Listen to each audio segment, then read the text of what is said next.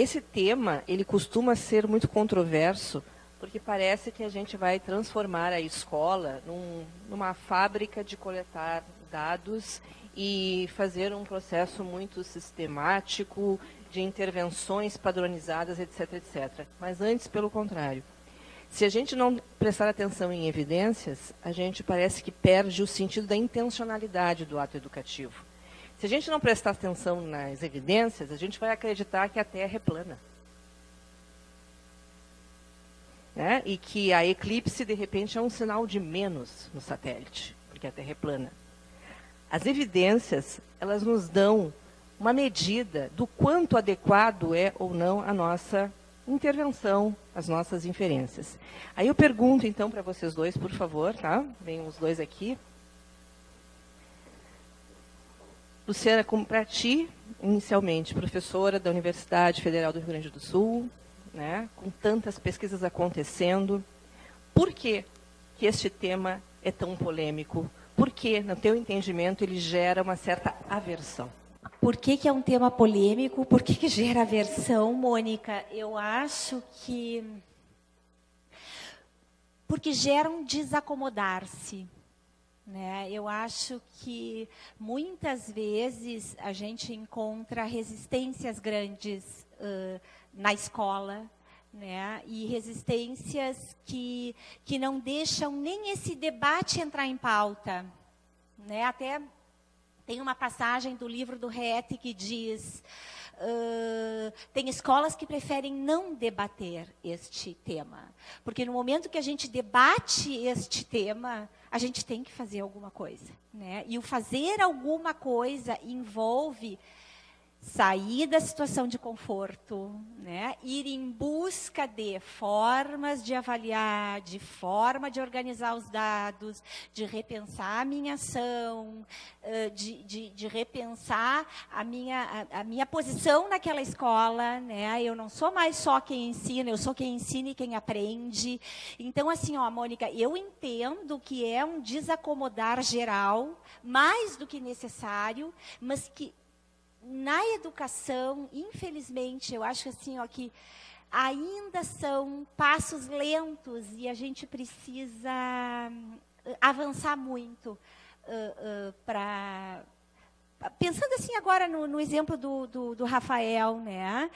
De que modo que essa proposta impacta, por exemplo, numa escola que trabalha só com parecer descritivo. Né? Como assim? Tu me vem com números? O que tu quer dizer com isso? E aí eu posso levar essa discussão também para críticas que ainda eu ouço em relação à pesquisa quantitativa. Eu faço pesquisa quantitativa. Né? Então, assim, como assim números? Mas o que os números te dizem? É que eu preciso entender os números, eu preciso contextualizar os números dizem muita coisa. Né? Então, assim, eu preciso contextualizar esses números, eu preciso entender o que eles querem me dizer para poder propor, né, as minhas ações. Então, eu acho, Mônica, que o começo de tudo é um pouco dessa ideia, assim, uma resistência para se desacomodar, assim, um certo receio, um certo medo. Sei... Rafael, tu que viveste na prática, né, um processo de implantação de uma cultura assim numa escola. E aí eu vejo que é bastante tranquilo no meio educacional a gente falar em protagonismo do professor, em professor pesquisador, em intencionalidade do ato educativo, na importância da avaliação. São temas muito caros nas escolas de educação em geral. Se esses são temas caros, por que avaliar o impacto do ensino de um professor que é protagonista na aprendizagem causa, por vezes, tantos desconfortos no teu ponto de vista? Em que medida esta ação de rejeição da avaliação do impacto do ensino não contradiz a ideia do professor como sendo uma variável fundamental no processo de ensino para a aprendizagem? A chave é cultura. Né? Acho que é a forma como as coisas acontecem, sempre aconteceram. Né? Eu tenho tentado levar, agora, como coordenador do ensino médio no israelita, essa cultura principalmente essas normas para as nossas reuniões pedagógicas. E eu faço questão de não avançar no ciclo enquanto isso não estiver bem sólido. Porque eu sinto que tem eu sinto que tem, como a Luciana falou, essa cultura do medo, essa cultura da culpabilização. Eu consigo entender que o professor se sente muito sozinho nesse processo, e por isso que eu gosto tanto desse processo do DataWise, porque ele é feito de maneira colaborativa, todo mundo olhando junto para o problema. Se o aluno não está aprendendo matemática, não é culpa do professor de matemática, e nem do professor de matemática de 3 anos atrás, que não ensinou ele a pensar e fazer conta. Ok, já diagnosticamos o problema, o que a gente pode fazer? Vamos ser propositivos, pelo amor de Deus, né? Vamos trabalhar juntos nesse sentido.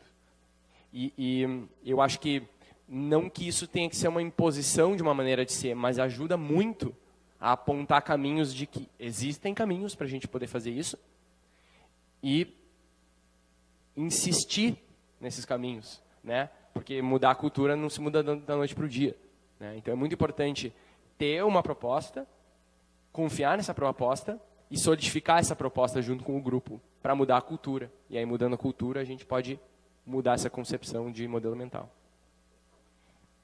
Passo a palavra para vocês, né? Vocês acham o tema muito espinhoso, muito antipático, ou dá para a gente polemizar algumas questões? Viu, Vó?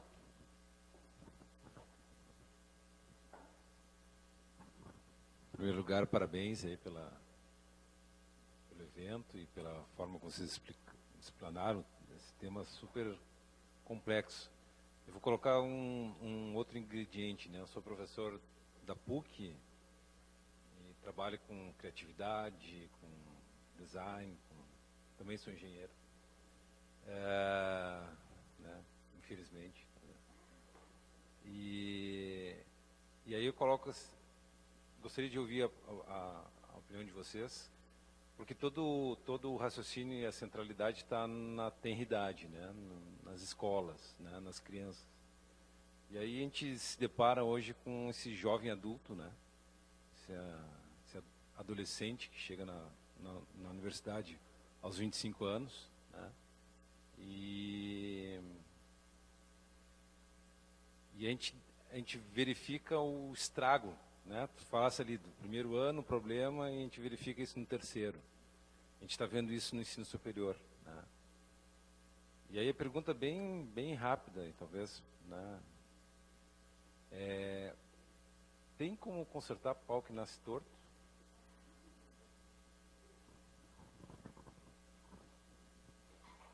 Eu começo. Eu, como educadora, só posso achar que sim, né? E acredito que sim. Eu enfrento um pouco isso na universidade com os meus alunos, muitas vezes, né? Que vêm de uma perspectiva de um ensino mais tradicional, que espera que o professor dê tudo pronto, que fazem cara feia quando vêm propostas mais desafiadoras, né? No sentido deles serem, então, protagonistas, né?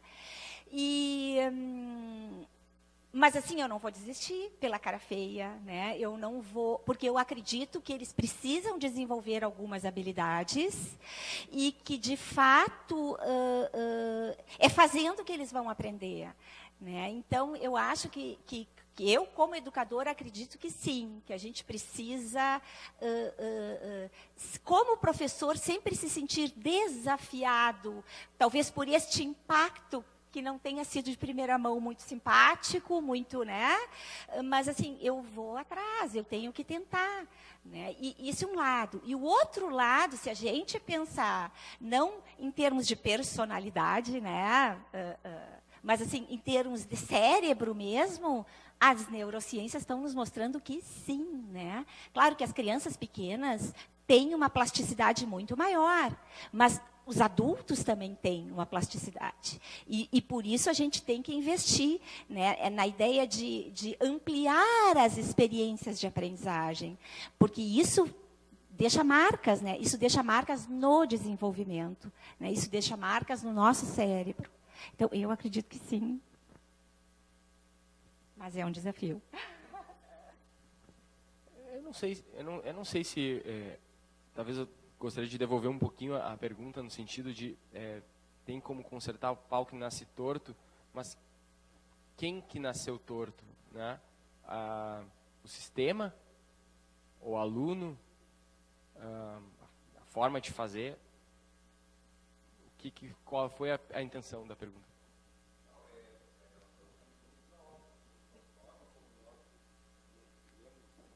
Ensinando ou não ensinando, né?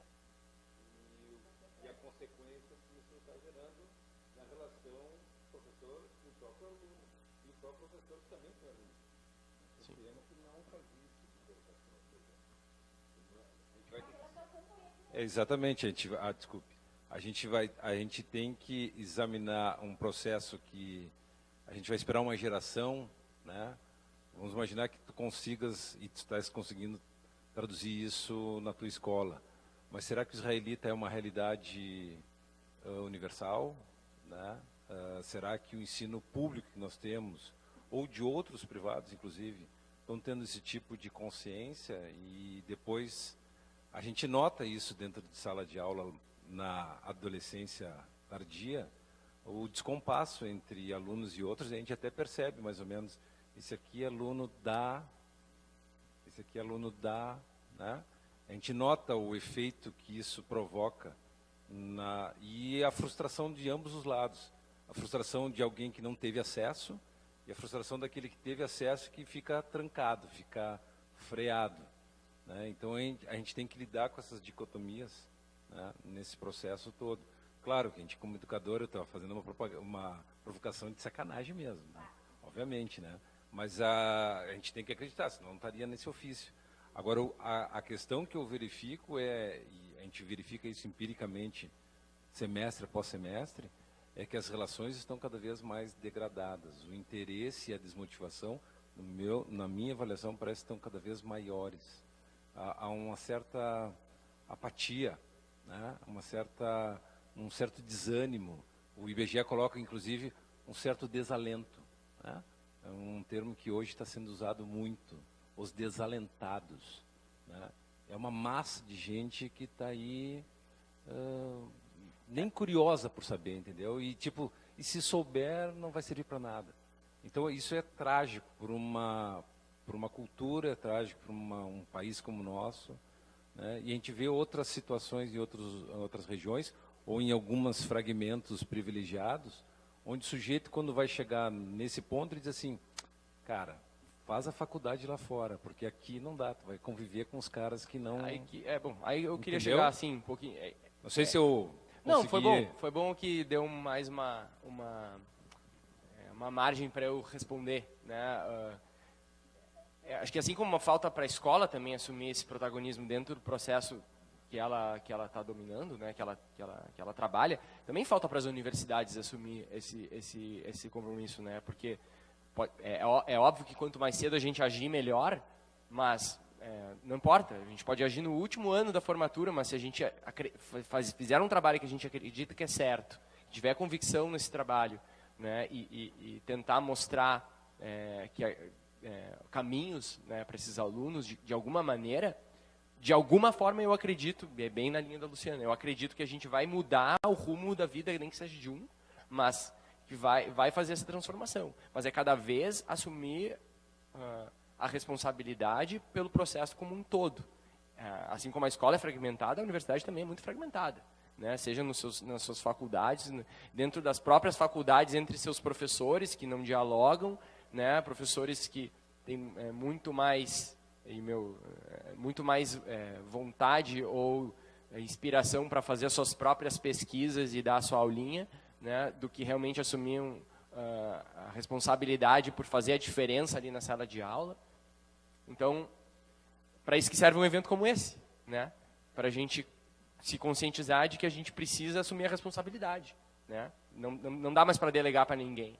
Ou a gente faz alguma coisa ou ninguém vai fazer.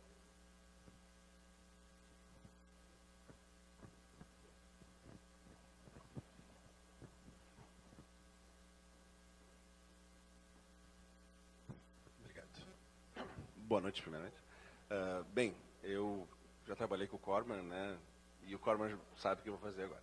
Eu tô ouvindo vocês e estou sempre pensando prático. Eu quero aplicar amanhã. Eu não quero esperar a revolução cultural que vai acontecer para a gente poder aplicar isso aqui e tudo mais. Exato. Uma das coisas, né? Assim, eu vejo que alguns pontos que vocês estão trazendo são macrohabilidades, vamos botar aqui, né? Leitura, matemática, principalmente os mais comentados, definitivamente pilares que a gente precisa reforçar na educação brasileira, não nenhuma dúvida disso. Mas a gente sabe, e em especial quando o Corman traz aí um pouco da questão dos fatores externos, vestibular e Enem, né? Que a nossa educação por muito tempo se baseou em atender a esse objetivo específico, o vestibular, mais especificamente o da URGS aqui para a gente, e logo depois, agora o Enem com muita força. Eu olho essa espiral, olho todos esses processos, acho eles lindos, mas a primeira coisa que me vem na cabeça é o seguinte, primeiro, são duas perguntas. Como é que eu faço, que tempo hábil eu tenho para fazer isso? Né? Ok, posso escolher uma grande coisa, legal. Mas como é que eu faço isso também em relação a esse conteúdo programático que tem que ser vencido, que querendo ou não é esperado de pais, que é esperado dessas provas, que é o que, de uma certa forma, faz com que eles prossigam na vida e entrem nas universidades e coisas parecidas. É possível fazer isso para cada uma dessas coisas? A gente tem que ignorar esses conteúdos e focar nessas marcohabilidades? Esse norte, entende? A gente ainda tem escolas que, bem, claramente tem física, química, biologia, matemática, história, sociologia. Não temos a interdisciplinaridade almejada e utópica que, né, um dia gostaríamos de ter. Deixa eu tentar dialogar aqui. Na verdade, a educação por evidência ela não chega a pautar em que projeto político-pedagógico ela vai funcionar ou não, que tipo de currículo ela está atendendo ou não. O que ela está dizendo é assim, com base naquilo que tu diz que tu vais fazer, né, que tu vais promover, como é que tu identifica se as crianças estão ou não atingindo aquelas expectativas? Se não estão atingindo, o que tu podes fazer coletivamente para melhorar aquela situação? Então, a expectativa da escola pode ser trabalhar grandes habilidades ou não, pode ser trabalhar conteúdos específicos, não importa.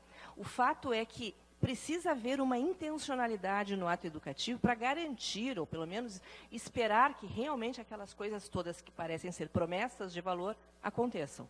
E se nós temos efetivamente compromisso com a qualidade das aprendizagens, isso parece ser um objetivo de todas as escolas, como não garantir espaços e tempos dentro das escolas para que essas posturas investigativas e proativas possam acontecer? Aí é uma questão mais de política institucional, né? Concordando com a Mônica, a questão é a seguinte: tu está dando aula de inglês. Como é que tu sabe que todos os teus alunos aprenderam? Sabe? Não sabe? Às vezes não sabe. Como é que tu não quer saber? Então, tu usa isso. Mas tentando resumir as duas palestras em uma pergunta, né? É para isso que serve a educação baseada em evidências. A gente conseguir agir naquilo que é mais importante, mais fundamental. Meu aluno está aprendendo ou não está? O resto não importa. Tudo o resto não importa, né? E a gente não garante tempos, e esse é a questão do passo 1, né? De se organizar para o trabalho colaborativo. É tão difícil, uma mudança cultural tão grande, que eu ficaria só lá, se precisasse. Porque por exemplo, decidir que a escola vai ter reuniões para isso.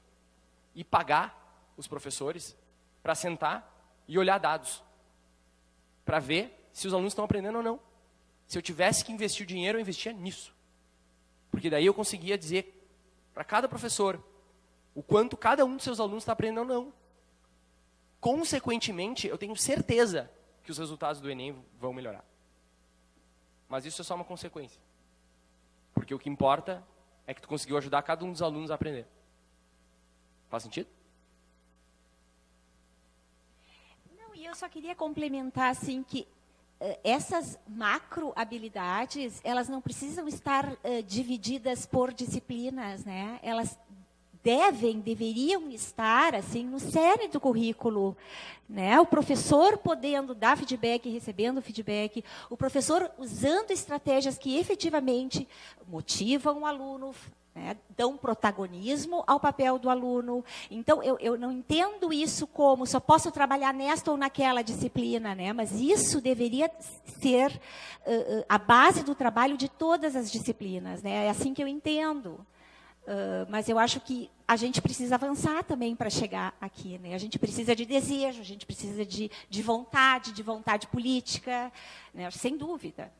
O professor tem muita dificuldade de se meter numa área que não é a sua, muitas vezes, né? Eu não corrijo o português do cara aqui, porque, né, eu sou professor de história. A gente tem muito isso, assim, também tem a ver com passar a bola para o outro, né? Não me responsabilizo por isso.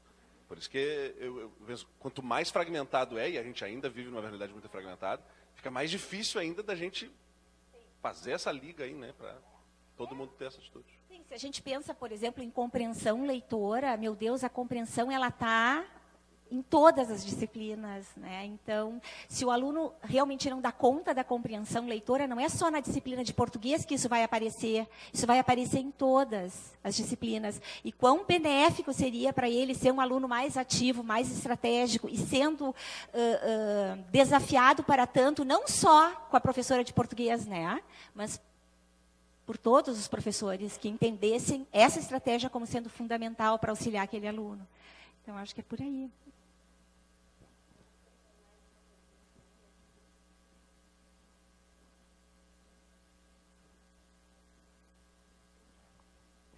Boa noite. Tá, uma contextualizada, assim, bem breve. Assim como o Rafael, eu também tive uma jornada antes de vir para o lado da educação. Eu trabalhei com marketing digital por muitos anos. E no marketing digital nós temos os KPIs, os indicadores-chave de performance, que são os dados, a gente se baseia muito em dados.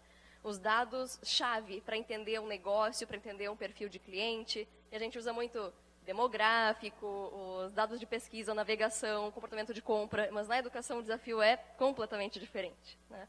E pensando em coisas que são os aspectos universais da formação do aluno, de desenvolvimento dentro das aulas, seja de história, de geografia, de inglês, todas elas.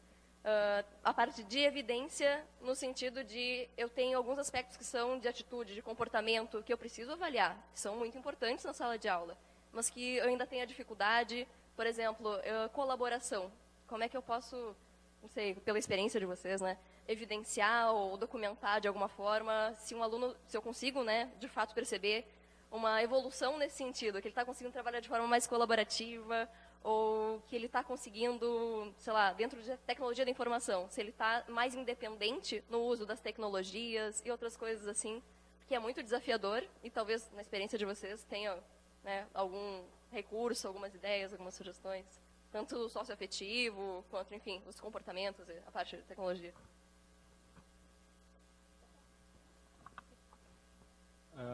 Bom, adoro essas coisas.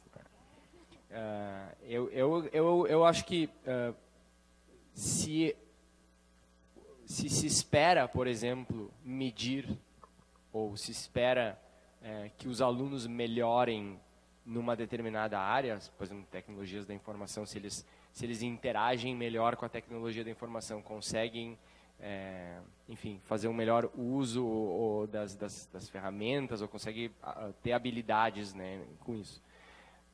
Tem que ter tido uma intencionalidade, ou seja, eu gostaria que os alunos chegassem lá e eu vejo que eles estão aqui, né? E aí não adianta, a gente tem que criar, por exemplo, descritores, né, em que a gente possa, por exemplo, ver esse avanço do aluno nesse sentido, né?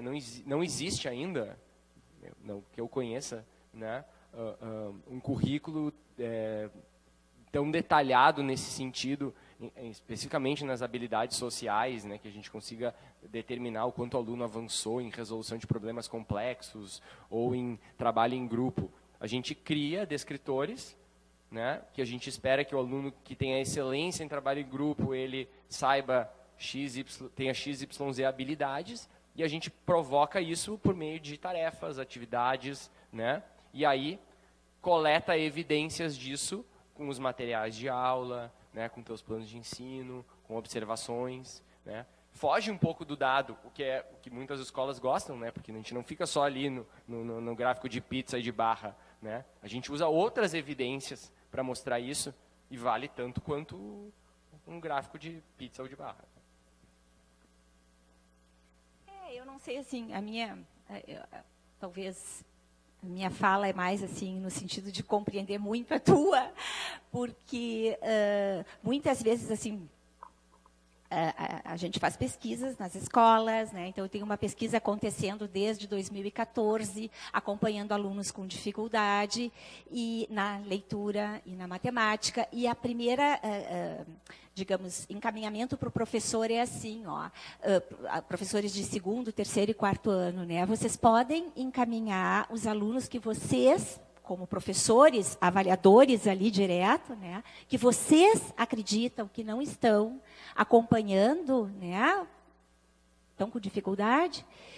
E é muito comum a gente receber alunos que, de fato, não têm dificuldade de aprendizagem, e sim dificuldades de comportamento, né? Então a gente vê assim o quanto que às vezes o próprio professor se mistura nessas questões que são muito fortes, porque é o que incomoda, é o que não para quieto, ele não senta na cadeira, então ele também tem dificuldade. São coisas completamente separadas, né? As questões de comportamento. E sim, eu acho que são habilidades que a escola também tem que trabalhar.